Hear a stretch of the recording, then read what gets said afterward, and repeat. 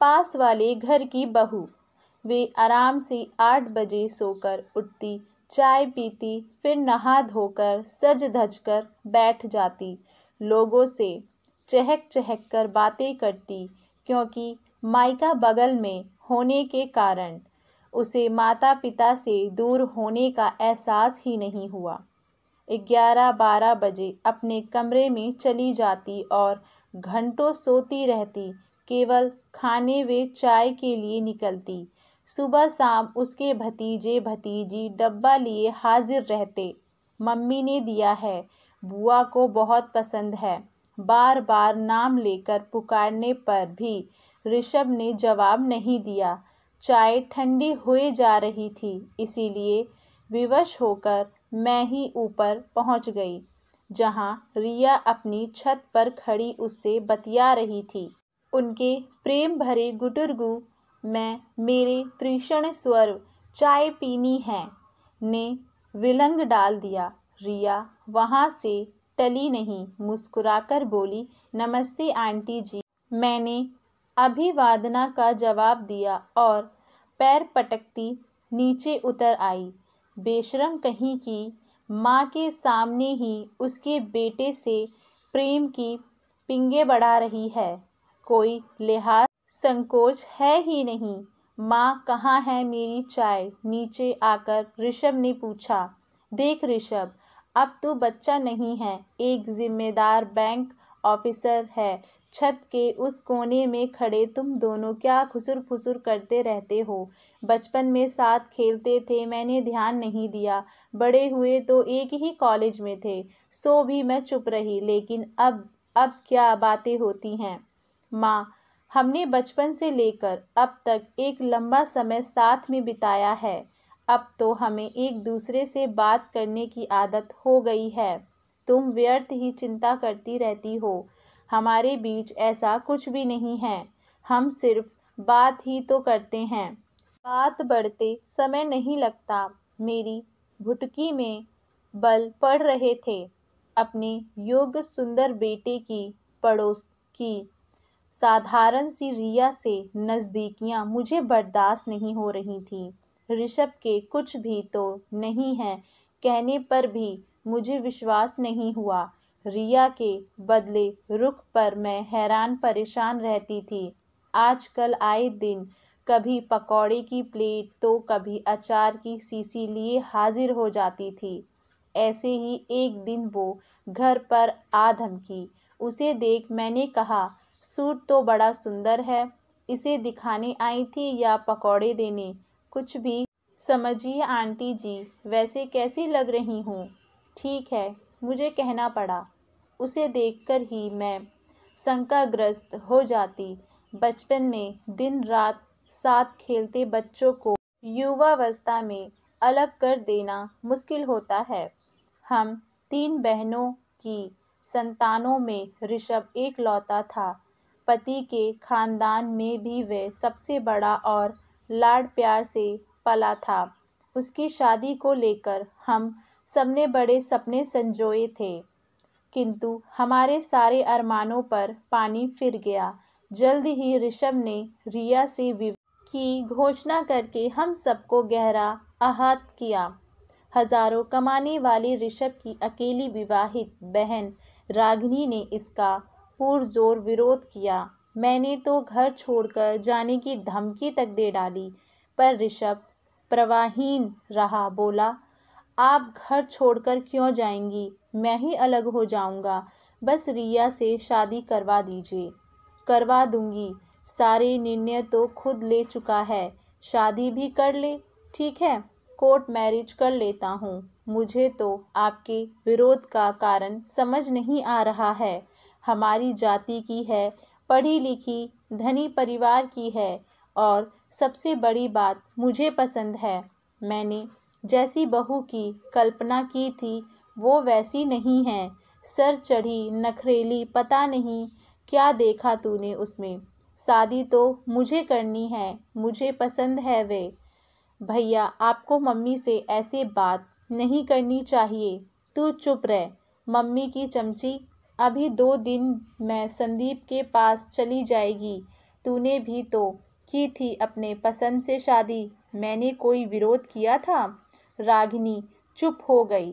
उसने भी प्रेम विवाह किया था, लेकिन मैंने उसमें अपनी सहमति दी थी। मैं कुछ बोलती उससे पहले ऋषभ के पापा बोले, ऋषभ की शादी रिया के साथ ही होगी। जवान लड़का घर से चला जाए, यही चाहते हो क्या तुम लोग? ये सब मैं नहीं होने दूंगा। अब कोई एक शब्द नहीं बोलेगा। शादी की तैयारियां करो। उसके बाद सबने चुप्पी साध ली। शादी बारात तक मैं बिल्कुल शांत रही। मुंह दिखाई में 5 तोले का हार दिया, लेकिन ये देखकर मेरे मुंह उतर गया कि रिया के माता पिता ने दान दहेज काफ़ी कम दिया था। हालांकि बारातियों का स्वागत बढ़िया था। रिया की व्यक्तिगत सभी चीज़ें अच्छी क्वालिटी की थीं, पर हर प्रक्रिया सास जैसे घर के नए सदस्यों वे वार के लिए कीमती गिफ्ट वे नगद की अपेक्षा करती हैं।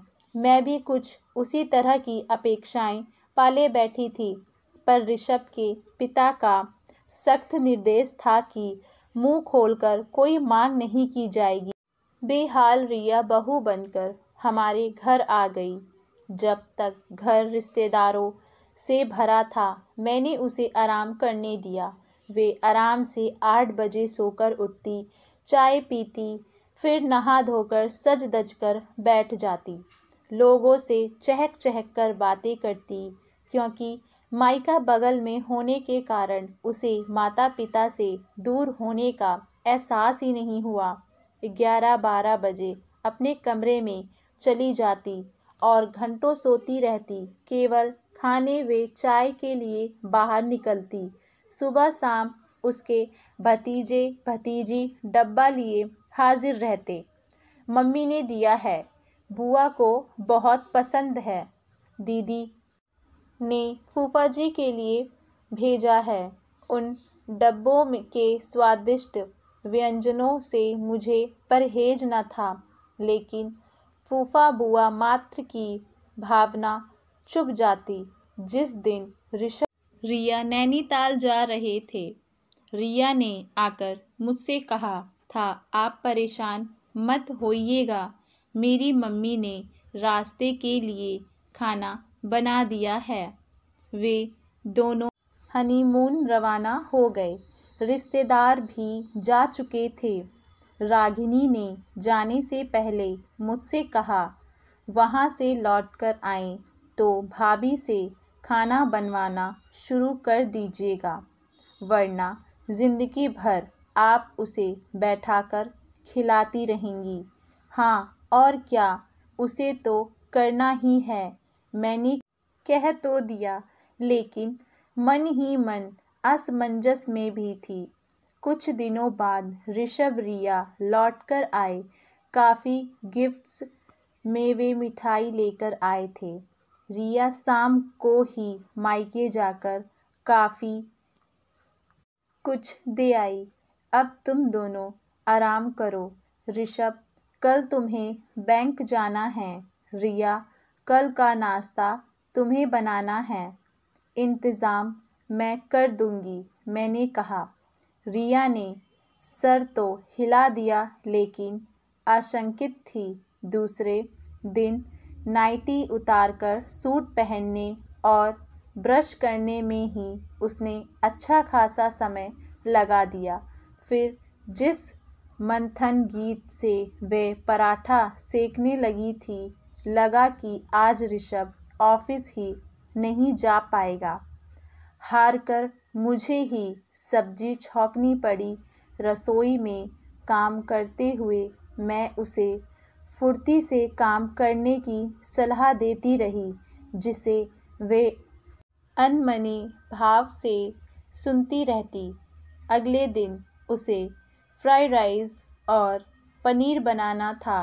सारी तैयारियां करके मैंने उसे आवाज़ दी तो पाया कि वे घर में कहीं है ही नहीं।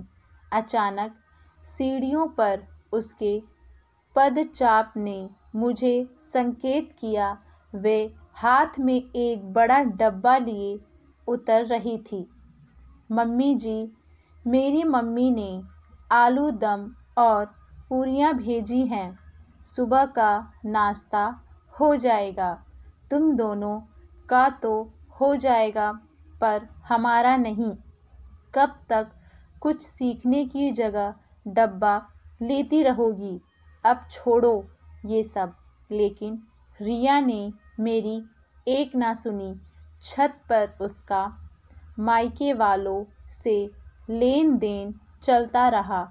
कभी कभी तो वे कचौड़ी, हलवा, पोहा का डब्बा लिए अपने कमरे में चली जाती और खा पी कर छत से डब्बा पुनः देने के लिए अनुरोध के साथ लौटा दिया जाता। उसका पेट भरा रहता तो खाना बनाने में उसकी दिलचस्पी कम रहती। मुझे गुस्सा आता, लेकिन कुछ कह ना पाती। ऋषभ की सहजो मिल रही थी। उसे नई नवेली अर्धांगिनी के 100 खून माफ़। आशा करती हूँ आप सभी लोगों को हमारी ये कहानी अच्छी लगी होगी। इसका नेक्स्ट पार्ट देखने के लिए आप लोगों को हमारी नेक्स्ट पार्ट की वीडियो कल अपलोड होगी। आप लोग ज़रूर देखिएगा और हमारे चैनल वाणी वॉइस को लाइक, शेयर, सब्सक्राइब ज़रूर करिए।